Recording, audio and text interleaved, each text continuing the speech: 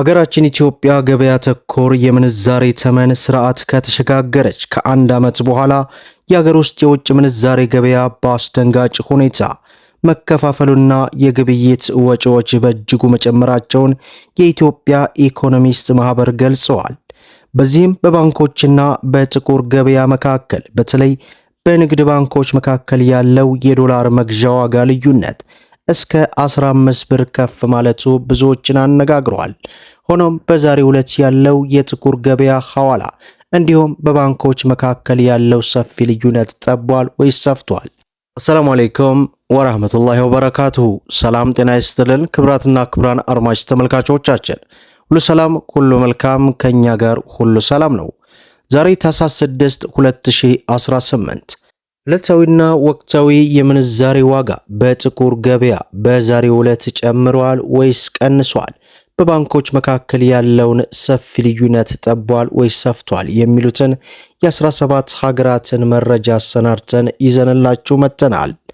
በተለይ የኢኮኖሚስት ማህበራት ባወጡት ሪፖርት መሰረት በ2018 የበጀት ዓመት የመጀመሪያው ሩብ ዓመት ከአሜሪካ ዶላር አንጻር በ0.1 በመቶ በማሽቆልቆል ከ15.5 ወደ 146.4 መድረሱ ነው የተገለጸው።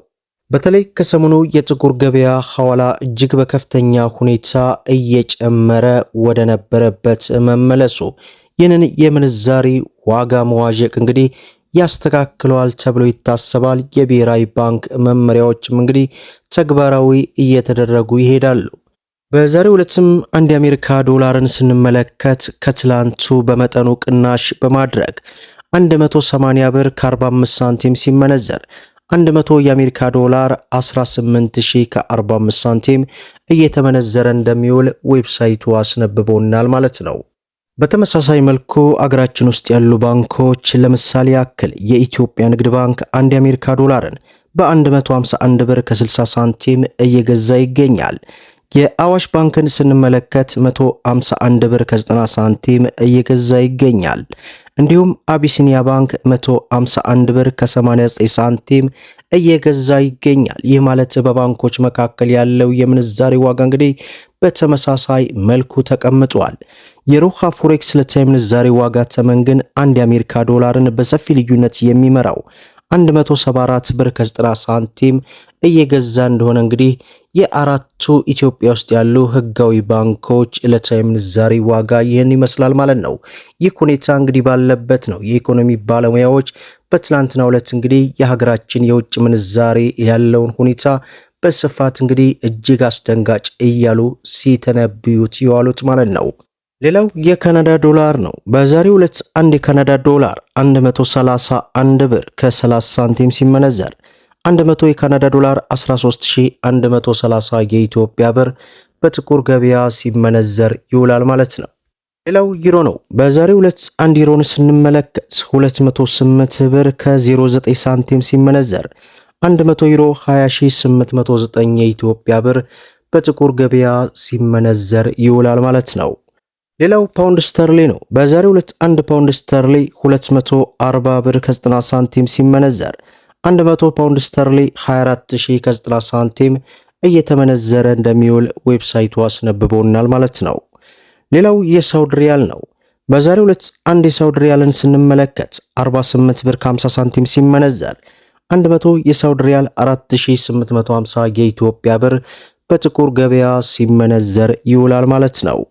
ሌላው በምንዛሬ ደረጃ የዓለማችን ቁጥር 2 የሆነችው የባህሬን ዲናር ናት።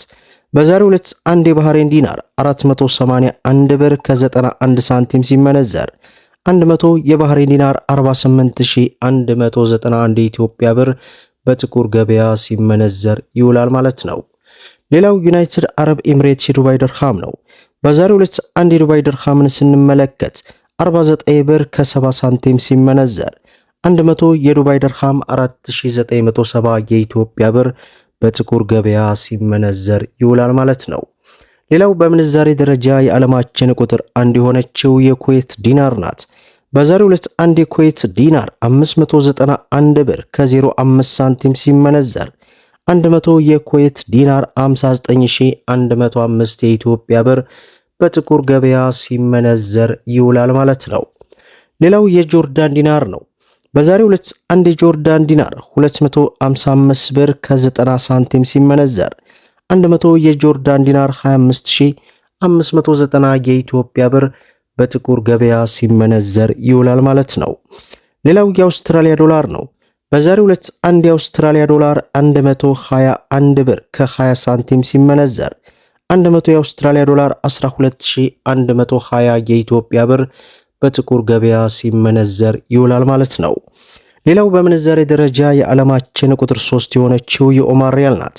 በዛሬው ዕለት አንድ የኦማር ሪያል 472 ብር ከ70 ሳንቲም ሲመነዘር 100 የኦማር ሪያል 47270 የኢትዮጵያ ብር በጥቁር ገበያ ሲመነዘር ይውላል ማለት ነው።